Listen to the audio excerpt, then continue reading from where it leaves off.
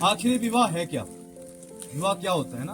विवाह का अर्थ है जिम्मेवारी। पहले आप कुंवारे थे, जैसे मर्जी रहते थे, जो दिल किया वैसे किया, लेकिन आज से आप दोनों के ऊपर एक जिम्मेवारी पड़ रही है। तो इस जिम्मेवारी को किस तरह से आगे लेकर चलना है, यही गृहस्थ जीवन है। साक्षी आप सुन रहे हैं ना? हाँ, तो बड़े ध्यान से आप दोनों ने सुनना है, क्योंकि अगर आप इन वचनों को सुनते हो तो मैं आपको इस बात की गारंटी देता हूँ कि गृहस्थ जीवन के अंदर कभी भी दुख और कभी भी कष्ट नहीं होते। सभी देवी देवताओं के आगे, अग्निदेव के आगे और माता रानी के आगे, साक्षात ज्योति स्वरूप माता रानी यहाँ पर बैठे हुए हैं, गणपति भगवान, सूर्यादि नवग्रहों के आगे, चारों वेदों के आगे आप दोनों का यहाँ पर जो है वो विवाह संपन्न कराया जा रहा है ना। तो इस पे आप मजाक तो समझ नहीं सकते ना, तो क्योंकि सभी के सामने, सभी बंधु बांधवों के सामने आप दोनों का विवाह जो है वो संपन्न किया जा रहा है। तो गौरव जी बड़े ही ध्यान से सुनना कि साक्षी जी आपसे क्या कह रही है, क्योंकि ये कहती हैं, सबसे पहले आप कहती हैं कि हे प्रिय, जो स्त्रियां हैं वो पति के बाम अंग की तरह बैठती हैं। जहां पर आप बैठे हैं आज के बाद साक्षी हमेशा आपके वहां बैठेगी। जब भी आप पूजा में बैठेंगे या कहीं पर भी बैठेंगे तो ये हमेशा आपके बाम अंग की तरफ बैठेंगी। परंतु आप दक्षिण दिशा की तरफ क्यों स्थित हो? साउथ डायरेक्शन में बैठे कि आप यहाँ पर क्यों स्थित हो? आपको मैंने विवाह कर लिया है, तो आप के पिता तथा संबंधियों ने मुझे आपको दे दिया। लगन के समय में आपको जल्द आपके हाथों में दिया था पापा ने, है ना? तो उठो, मेरे बाम अंग की ओर स्थित होकर मेरी पत्नी बनो, और मैं मन से, यदि आपके मन में कोई यदि बात हो तो वो आप मुझसे कहो, ठीक है? तो साक्षी जी यहाँ पर क्या कहती हैं कि कन्या यहाँ पर कहती है कि विवाह दान तथा लाजा होम से नहीं होता।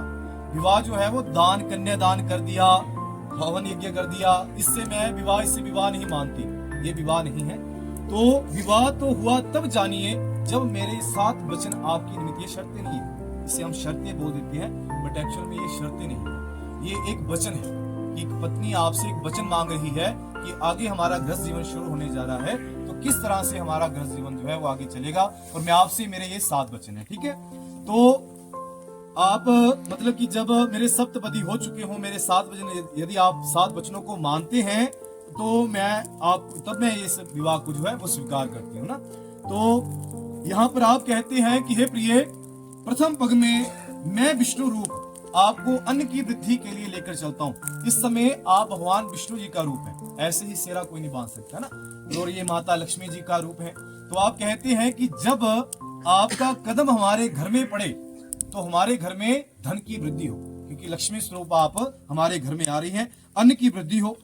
तो यहाँ पर कन्या कहती है कि हे स्वामी, घर में जितना भी धन धान्य और मधुर पदार्थ आदि, विविध भोजन आदि की वस्तुएं, जो कुछ भी आप बाहर से कमा कर लाएं, समझ रहे हैं आप, कि जो कुछ भी आप बाहर से कमा कर लाएं वो आप मुझे देना पड़ेगा, और मेरा मान रखने के लिए जो कुछ भी आप बाहर कमाते हैं वह आपको मुझे देना पड़ेगा।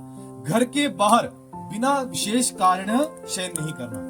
जैसे पहले कुंवारे थे ना गौरव जी, मन किया दोस्तों के घर चले गए, मन किया रिश्तेदारों के घर जाके वहां पर रात रह लिए, जैसे भी मन किया। तो अभी एक चीज समझनी है कि घर पे कोई है जो आपका इंतजार कर रहा है, ठीक है? तो बिना विशेष कारण घर के बाहर शयन नहीं करना, और ना ही भोजन आदि स्वीकार करना। आज के बाद आप दोनों ही बैठकर इकट्ठे भोजन करें। तो यहाँ पर एक हमारे सनातन धर्म में देखिए कितनी अच्छी प्रथा है। एक चीज समझ लीजिए कि सनातन धर्म के अंदर पति और पत्नी दोनों को ही समान दर्जा दिया गया है। यहाँ पर कोई छोटा या बड़ा नहीं होता। एक गाड़ी को चलने के लिए 4 पहिए हैं, और गृहस्थ जीवन को चलने के लिए 2 पहिए हैं, और दोनों पहिए पति और पत्नी हैं। इनमें से एक पहिया भी अगर डगमगा गया तो गृहस्थी सही नहीं चलती, समझ रहे ना आप? तो यहाँ पर कहती है कि यहाँ पर कन्या कहती है कि बिना विशेष कारण घर के बाहर भोजन आदि भी स्वीकार नहीं करना, आप दोनों ने बैठकर इकट्ठे भोजन करना। तो यदि आपको ये स्वीकार है तो मैं आपके वाम अंग की तरफ आती हूँ। तो क्या गौरव जी आपको ये स्वीकार है? बोलिए, स्वीकार है? जोर से बोलिए, सभी को सुनना चाहिए कि गौरव यहाँ पर देखिए मजाक चलता है, ठीक है, कि गौरव यहाँ पर इस चीज को खुद मान रहे हैं कि मैं स्वीकार करता हूँ। तो क्या आपको ये स्वीकार है जी? तो एक जो लाइन है उसी में डोरी पड़ी है ना आपके आगे, डोरी रखी है, उससे एक लाइन को जो है वो मिटा दीजिए, ठीक है? अभी दूसरा पद जो है वो आप सुनिए। दूसरे क्या कहते हैं? आप कहते हैं कि हे प्रिय, मैं विष्णु रूप आपको बल और पुष्टि के लिए लेकर चलता हूँ, हमारे घर में जितनी भी सदस्य हैं, आपके आने से सभी को बल और पुष्टि मिले, क्योंकि हमारे घर में एक नया सदस्य आ रहा है, तो सभी हमारे घर में जितने भी हैं हम सबको बल पुष्टि मिले, सभी जीवों को बल मिले। तो कन्या कहती है कि हे स्वामी, मैं घर के सभी काम काज करूंगी। कन्या भी मेरे वचनों को सुनती रहे, घर के सभी काम काज करूंगी, दासी की भांति रहूंगी। यहाँ पर एक शब्द आता है गौरव जी, दासी। दासी का अर्थ ये नहीं है कि मैं यहाँ पर पुरुष हूँ या आप महिला हो तो आप मुझसे छोटे हो, ऐसा बिल्कुल भी नहीं है। आपके लिए दासी एक पति पत्नी के बीच में कही गई बात है कि मैं आपके लिए दासी के समान हूँ। यहाँ पर इस चीज का हमेशा ख्याल रखना है कि आप दोनों के बीच में जो अंडरस्टैंडिंग है वो बिल्कुल अच्छी होनी चाहिए। छोटी छोटी बातों को दिल के अंदर कभी नहीं रखना। अगर आपको इनकी कोई बात बुरी लगती है तो अकेले में बैठकर समझाना। आज हम सभी के सामने एक छोटे से बालक को भी डांट दे, एक बच्चे को भी डांट दे, तो वो भी फील करता है इस चीज को कि मुझे सभी के सामने बोल दिया ना, तो ये तो बड़े हैं। जब भी आपको लगे कि इनकी कोई बात आपको अच्छी ना लगे तो अकेले में बैठ के समझाइए कि साक्षी जी मुझे आपकी ये बात अच्छी नहीं लगी। साक्षी जी आपको भी अगर इनकी बात कोई अच्छी ना लगे तो सभी के सामने नहीं प्रताड़ना और अकेले में बैठकर आपने बोलना, ठीक है। तो आपके लिए दासी की भांति रहूंगी, मीठे शब्दों को बोलूंगी। वहां पर जाकर मीठे शब्दों को बोलूंगी। ससुराल में जाना है, मीठे शब्द बोलना है, साक्षी सुन रहे हो ना, तो मीठे शब्द बोलने हैं। सास ससुर ननद ज्येष्ठ आदि सभी की आज्ञाओं का आपने पालन करना है। आपसे जो कहें अभी वो भी आपके एक माता पिता के समान है ना, यहाँ पर माता पिता है, वो भी अभी माता पिता के समान है। मतलब आपके वहां जाने से सभी को ऐसे होना चाहिए कि हमारे घर में एक नया सदस्य आए, वो उनको ओट फील नहीं होना चाहिए, सभी के अंदर घुल मिल जाना है ऐसे ना। और सास ससुर ज्येष्ठ ननद आदि की आज्ञाओं का पालन करना। परंतु हे स्वामी, आपको ये स्मरण रहे कि आपने मेरा पालन करना होगा। तो गौरव जी, क्या आपको ये स्वीकार है? तो मटे दीजिए दूसरी लाइन। तीसरे पग में, हाँ जी पटेल, तीसरे पग में आप कहते हैं कि हे प्रिय, चलिए आपके चलने से हमारा तीसरा पग जब हमारे घर में पड़े तो हमारे घर में धन की वृद्धि हो। आप लक्ष्मी स्वरूप हैं, हमारे घर में धन की वृद्धि हो। कन्या कहती है कि हे स्वामी, मेरे माता पिता ने मुझे बड़े कष्टों से पाला है। यहाँ इस चीज का बड़ा ही विचार करना गौरव जी, इस बात से थोड़ा अलग आते हैं कि एक चीज सोचने की, हमें कोई कहे कि आपको जहां पैदा हुए हैं, जहां आप बड़े हैं, माता पिता के सामने आप बड़े हुए हैं, आपको 2 घंटों के भीतर ही उस घर को छोड़कर एक दूसरे घर में जाकर हमेशा के लिए रहना है। थोड़ा सा विचार करिएगा, एक नारी का कितना बड़ा त्याग होता है हमारे लिए, है ना। एक आप पर विश्वास कर ये आपके साथ आने के लिए तैयार है। तो यहाँ पर कभी भी एक उनके माता पिता का दिल देखिए कितना बड़ा है ना, जो आपको अपनी बेटी 1 मिनट से दे रहे हैं। तो हमेशा ही इस चीज का ध्यान रखना, जब भी आपको कभी कोई चीज बुरी लगे या कभी भी आपको कोई चीज का डाउट हो या कुछ भी संदेह हो, तो इस चीज का हमेशा ध्यान रखना कि ये लड़की आपके लिए, आप पर विश्वास करके आपके साथ आई है और किसी के ऊपर नहीं, आपके ऊपर विश्वास करके आई है। इनके मान सम्मान के अंदर कभी भी ठेस नहीं पहुंचनी चाहिए। इनका जो मान सम्मान है वो हमेशा ऊपर रहना चाहिए। पूरी दुनिया एक तरफ हो जाए, अपनी पत्नी का साथ कभी नहीं छोड़ना, ठीक है।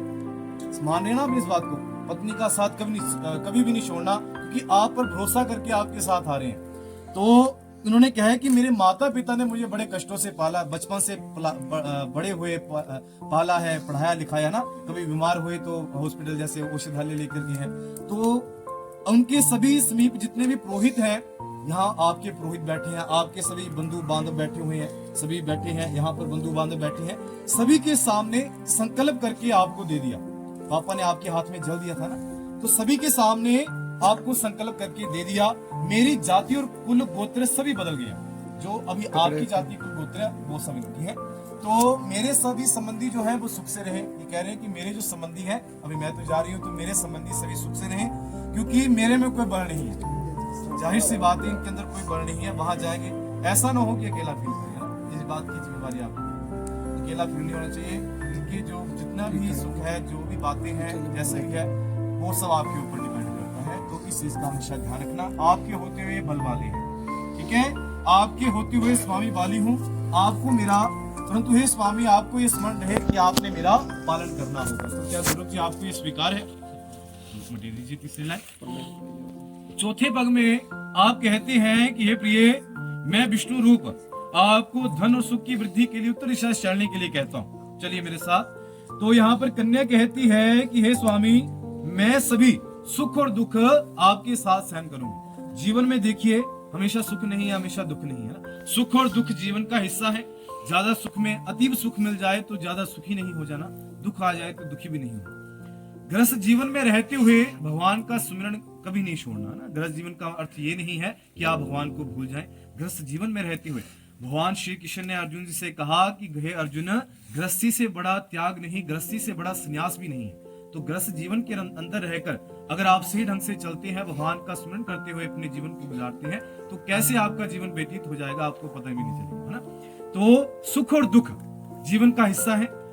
आपके क्रोधित होने पर मैं मीठे वचनों को बोलूंगा, तो क्या ऐसा पॉसिबल है साक्षी जी? ये मतलब गुस्सा करें आप मीठे वचनों को बोले, पॉसिबल है ऐसा? देखो वो बोल रहे हैं पॉसिबल है। इसी चीज को पॉसिबल करना ही गृहस्थ जीवन है। एक कान से सुना, दूसरे से बाहर। इससे बड़ा और कोई भी मूल मंत्र नहीं है गृहस्थ जीवन का ना। कभी भी कोई बात आपको बुरी लगे, कभी भी कोई बात ऐसी लगे, एक कान से सुना और दूसरे से बाहर, ना। जब भी इनको कुछ गुस्सा आ जाए, कभी आपकी बात पर सुनिए ध्यान से, है ना। कभी इनको गुस्सा आ जाए आपकी बात को, तो ध्यान से सुनना है, खुद गुस्सा नहीं करना। आपको इनके साक्षी को, अगर आपको गुस्सा आ रहा है तो साक्षी जी आपने सुनना है। सुनने की क्षमता रखिए दोनों, है ना। एक दूसरे के ऊपर हावी होंगे या ऐसे बोलेंगे तो वो बात नहीं बनेगी ना। सुनने की क्षमता रखना है, बड़े दिल रखना है अपना, अभी वो छोटी बात नहीं है। अभी आप दोनों गृहस्थ जीवन के अंदर आ रहे हैं ना। तो आपके क्रोधित होने पर मैं मीठे वचनों को बोलूंगी, आपके सुख के लिए भगवती गौरी का पूजन करूंगी। गुरु जी, कौन सा व्रत होता है जो पत्नी अपने पति के लिए रखती है? करवा चौथ का व्रत। देखिए आपकी लंबी उम्र के लिए, पति की लंबी आयु के लिए एक पत्नी पानी भी नहीं पीना, देखो ना। तो पत्नी का इतना बड़ा त्याग और ये भी है कि अपने पति की लंबी आयु के लिए आपके लिए भगवती गौरी का ये पूजन कर रही है। परंतु हे स्वामी, आपको ये स्मरण रहे कि आपने मेरा पालन करना होगा। तो क्या आपको ये स्वीकार है? सुनना नहीं, सभी सुनना, किसी को सुन गया? जोर से बोली, मुझे सुनना चाहिए, मुझे थोड़ा ऊंचा सुनता है, मुझे थोड़ा ऊंचा सुनता है। तो सभी को सुनना चाहिए कि नहीं? गौरव पूरा गढ़ सनाल बोल के जा रहे हैं कि वाक्य में स्वीकार करता है ना। बोलिए स्वीकार है, स्वीकार। हाँ ठीक है। मटेरी जी, आप तो आर्मी में आपकी तो आवाज है, दूसरे पेड़ से पता लगना चाहिए सारे गौरव वाक्य शायद तनु मान रहे हैं। ठीक है, चलिए आगे चलते हैं। तो आप 5वें पद में कहते हैं कि हे प्रिय, मैं विष्णु स्वरूप आपको पशुधन की वृद्धि के लिए लेकर चलता हूँ। पशु रखिए घर में, ये रखिए ना। घर के आसपास जो भी पशु हैं, देखिए सनातन धर्म कैसा है ना कि इनके आने से उनकी वृद्धि भी हो, पशुओं की वृद्धि भी हो, ये हमारा धर्म सिखाता है। तो यहाँ पर कन्या कहती है कि हे स्वामी, आपको युवा अवस्था से लेकर के, अब से लेकर के वृद्ध अवस्था तक अपने और अपने कुटुंब का पालन करना होगा। तो यहाँ पर देखिए अभी आप 2 हैं, कल को परिवार आगे बढ़ेगा। तो आप, ऐसा नहीं है कि परिवार से अपना मुख मोड़ना, है ना। जिम्मेवारियों से आप मुख नहीं मोड़ सकते। अभी आपके ऊपर ये जिम्मेवारी है अपने परिवार को आगे लेकर चलना। तो आपको युवा अवस्था से लेकर के वृद्ध अवस्था तक अपने कुटुंब का पालन करना होगा। जो कुछ भी मैं आपसे उचित मांगू, जो कुछ भी आपसे उचित मांगते हैं वो आपने इनको ला कर देना है। ये नहीं बोलना अभी मांगा फिर से मांग लो, ऐसा नहीं होना चाहिए। ठीक है, क्योंकि एक औरत होती है जिसे पता है कि घर के अंदर किस चीज की कमी है या किस चीज से किस तरह से घर को चलाना है। तो ऐसा नहीं होना चाहिए। तो जो कुछ भी आपसे ये उचित मांगते हैं वो आपको इन्हें ला कर देना है। इनके बार बार मांगने पर आपने क्रोध नहीं करना। मैंने पहले बता दिया आपको कि इनके बार बार मांगने से क्रोध नहीं करना। बस मेरी आपसे यही प्रार्थना है कि यदि आपको ये स्वीकार है तो मैं आपके साथ चलने के लिए तैयार हूँ। तो क्या गौरव जी आपको ये स्वीकार है? तो दीजिए। 6ठे पद में आप कहते हैं कि हे प्रिय, मैं विष्णु स्वरूप आपको 6 ऋतुओं के भोग की कामना से चलने के लिए कहता हूँ। 6 ऋतुएं हमारे देश में आपको पता है ना। तो 6 ऋतुओं के भोग के लिए आपको लेकर चलता हूँ, चलिए मेरे साथ। कन्या यहाँ पर कहती है कि हे स्वामी, मेरे संपूर्ण संबंधी इस समय आपके दास हैं। यहाँ पर फिर से दास शब्द आता है। वो दास शब्द ऐसा नहीं है कि हम लड़के वाले हैं, ये लड़के, ऐसा बिल्कुल नहीं। आप तो चलो खैर पढ़े लिखे इस चीज को समझते हैं ना। पहले होता था ना हम लड़के वाले हैं, आप लड़की वाले, छोटा बड़ा कोई भी नहीं है। शादी सिर्फ पति और पत्नी के बीच में नहीं होती, जिसका ध्यान रखना, एक 2 परिवारों के बीच में होती है। 2 परिवार जुड़ते हैं एक शादी से, है ना। तो आप इस समय मेरे जो संपूर्ण संबंधी है वो आपके दास है। जैसे क्योंकि आप भगवान विष्णु का स्वरूप है तो दास है। उन्होंने प्रेम पूर्वक जल पात्र द्वारा कंकन बांधकर आपको मुझे दे दिया। आपको जल पात्र में पापा ने जल दिया था ना, आपको दे दिया, या मुझे आपको दे दिया, या आपको मुझे दे दिया, एक ही बात है। तो कभी ये नहीं कहना कि आपके संबंधियों ने मुझे क्या क्या दिया, क्या ही दिया ना। गुरु जी बड़े इस चीज को ध्यान से सुनना कि जिन माता पिता ने अपनी बेटी ही आपको दे दी, इससे बढ़कर आपको क्या ही दे सकते हैं। अपना हृदय आपको दे दिया। बेटी अपनी देती जिन्हें माता पिता ने, उससे बढ़ के तुम क्या दे सकते हैं। ये सोना चांदी हीरे जवाहरात, ये दहेज दाज कुछ नहीं है, सब एक नश्वर चीजें हैं ना कभी खत्म हो जाएंगी। आत्मा के अंदर ही परमात्मा का निवास होता है। अगर आपकी वजह से इनकी आत्मा को ठेस पहुंचती है तो वो परमात्मा को पहुंचती है। ठीक है, कभी भी ये नहीं कहना कि आपके संबंधियों ने मुझे क्या ही दिया। ठीक है, एक साथ रहने से प्राय झगड़ा भी होगा, साथ में रहेंगे तो झगड़ा भी होता है ना, साथ में रहेंगे तो झगड़ा होगा, लेकिन हमारा झगड़ा कैसा होना चाहिए? पानी के अंदर डंडा मारते हैं ना, पानी फिर से बराबर हो जाता है 1 मिनट का। ऐसा नहीं होना चाहिए कि साक्षी दा मुंह किसे में निवास इधर टाटा इधर गाली नहीं कीती, साक्षी नहीं होना चाहिए। ठीक है, तो ऐसा बिल्कुल नहीं होना चाहिए। आप दोनों का जो झगड़ा है कुछ मिनटों का, कोशिश करनी कि अपने झगड़े को खुद ही दोनों सुलझा लीजिए, किसी के साथ शेयर ना कीजिए। अपनी दोनों जो बातें हैं, अपनी आपस की बातें हैं, खुद में ही रखिए, किसी के साथ शेयर नहीं करनी, खुद के अंदर अंडरस्टैंडिंग रखिए। ठीक है, तो यदि आप क्योंकि एक साथ रहेंगे तो झगड़ा भी होगा, लेकिन जो सेवक के अपराध जो होते हैं वो स्वामी क्षमा करता है, जिसका दिल बड़ा होता है। अब बड़े दिल वाली ये भी हो सकते हैं जो क्षमा करना जानता है ना। क्षमा करना सबसे बड़ा गुण है। गौरव जी समझिए इस बात को ना, आप तो समझते हैं कि किसी को हमने माफ कर दिया ना, इससे बढ़कर और कुछ भी नहीं है। चाहे वो सामने वाला जैसा भी है, आपको जैसा भी बोल रहा है, क्षमा करना सबसे बड़ा दान है और सबसे बड़ा गुण है। किसी इंसान के अंदर क्षमा करने का गुण है, उसने सब जगत को जीत लिया, उससे बढ़कर और कोई उससे बड़ा इंसान नहीं है ना। तो क्षमा करना जो है वो सेवक के अपराध जो होते हैं वो स्वामी क्षमा करता है, तो यथासंभव जो क्षमा करता है। परंतु हे स्वामी, आपको ये स्मरण रहे कि आपने मेरा पालन करना होगा। तो गौरव जी क्या आपको ये स्वीकार है? स्वीकार है? 7वें पग में आप कहते हैं, 7वां पग, 7वां वचन जो है उसमें आप कह रहे हैं कि हे प्रिय, सप्तपदी के वचनों का पालन करती हुई मैं विष्णु रूप आप मेरे अनुगामिन हो, आप मेरे साथ चलो। ठीक है, तो कन्या यहाँ पर कहती है, बड़े ध्यान से सुनिएगा, कि हवन यज्ञ पाठ पूजा आप जो कुछ भी करेंगे उनका पुण्य का आधा भाग जो है वो उन्हें बैठे बिठाए मिलेगा। आप जो कुछ भी पुण्य करेंगे, समझ लेना, जो कुछ भी आप पुण्य का करते हैं कार्य, उनका आधा भाग इन्हें बैठे बिठाए मिलेगा। परंतु जो कुछ भी ये पाप करेंगी उसका आधा भाग आपको लेना पड़ेगा। कुछ कंफ्यूजन नहीं हो रही है ना? कुछ समझ नहीं आता ना कि क्या मतलब क्या हो रहा है कि मैं अपना पुण्य दा अद्धा भाग इन्हों दे रहा, पर इन्हों दे पाप दा भाग मैं क्यों ले रहा? तो गौरव जी कौन से पाप हैं? देखिए, जो अनजाने में किए गए पाप हैं, जैसे घर में झाड़ू लगाते हैं, झाड़ू लगाएंगे, कुछ ऐसे जीव हमें दिखाई नहीं देते, मर जाते हैं। अग्नि जलाएंगे चूल्हे के अंदर, तो कुछ ऐसे जीव हैं जो मर जाते हैं। जो मतलब कि जानबूझकर नहीं किए गए हैं, जानबूझकर जो पाप किए जाते हैं वो उनके भागीदार ये खुद है। अनजाने में जो भी पाप किए जाएंगे उनके भागीदार, उनको जो आधा भाग है वो आपको लेना पड़ेगा। कुछ क्लियर हुआ? ठीक है, तो क्या आपको ये स्वीकार है? स्वीकार है? तो दीजिए।